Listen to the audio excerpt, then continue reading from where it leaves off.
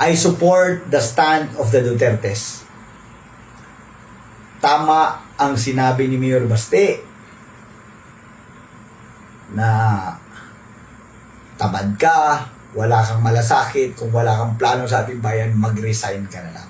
Habang nangyayari ito lahat,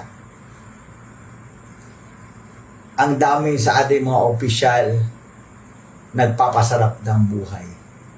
Pa-biyahe-biyahe, pa-New York-New York, pa-Europe-Europe, gamit pa at gastos ang milyon-milyong pera ng taong bayan. Papaabutin pa ba natin to ng 6 years na magtiis tayo ng ganito? Sa kanyang social media account, nanindigan si Teves na hindi rin for sale ang mga taga-Negros, kasabay ng paghikayat sa mga nabayaran kapalit ng kanilang mga pirma na agad itong bawiin.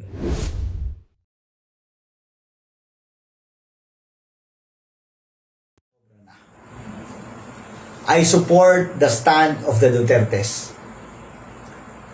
Tama ang sinabi ni Mayor Baste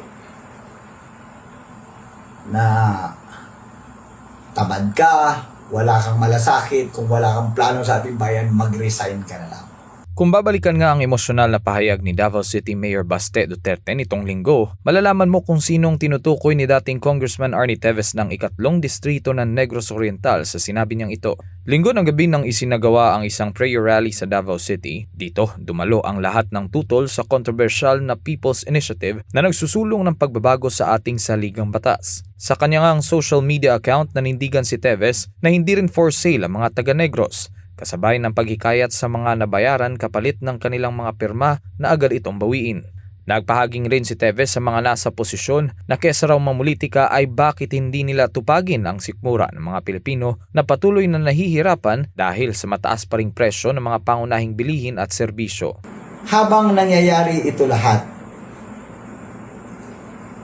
ang dami sa ating mga opisyal nagpapasarap ng buhay.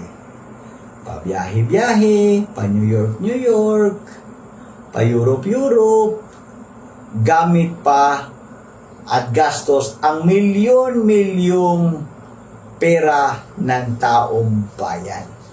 Papaabutin pa ba natin to ng 6 years na magtiis tayo ng ganito?